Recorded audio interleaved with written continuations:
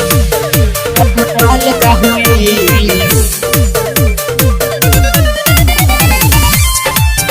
जमन presented by Suraj Surya. Recording by Sandhya Studio. ठंडी जस भागे नऊ सहल का होई ठंडी जस भागे नऊ साल का होई जवन देवे ना भूमाल का होई जवन देवे ना भूमाल का होई जवन देवे ना भूमाल का होई जवन देवे ना भूमाल का होई देखा न देले ढोढ़ी खाल का होई देखा न देले ढोढ़ी खाल का होई जवन देवे ना भूमाल का होई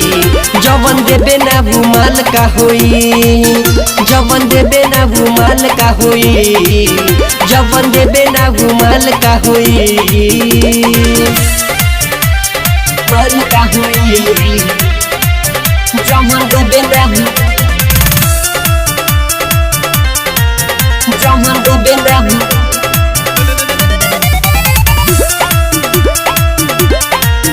जमन डूबे ना भूमाल का होई मिले न रहा बस खाली पोला बस ई त फोना में प्यार जता है बस बड़ी सता है बस नहीं चिखा है बस ई त झूठा हूँ बहाना बना है बस जमन डूबे ना भूमाल का होई मिले न रहा बस खाली पोला बस ई त फोना में प्यार जता है बस बड़ी सता है बस नहीं चिखा बस इतना झूठा हूँ बहाना बना है बस चुमावो न देली सगोरे गाल का होई चुमावो न देली सगोरे गाल का होई जवन देवे ना भूमाल का होई जवन देवे ना भूमाल का होई जवन देवे ना भूमाल का होई जवन देवे ना भूमाल का होई माल का होई Presented by Suraj Surya. जवन देवे ना Recording by Sandhya Studio.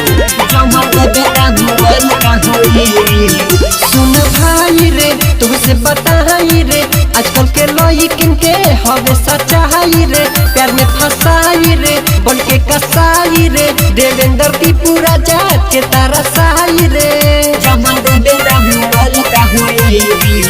सुन भाई रे तुमसे बताई रे आजकल के लड़किन के हवे सच्चाई रे प्यार में फंसाई रे बन के कसाई रे देवेंद्र दी पूरा जाके तारा साई रे सारा माँ बिटू के अब हाल का होई सूरज विपन राहुल के हाल का होई जवन देवे ना भूमाल का होई जवन देवे ना भूमाल का होई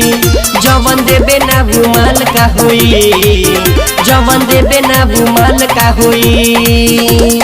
ऐसे माल से कृपया दूरी बनाए रखें।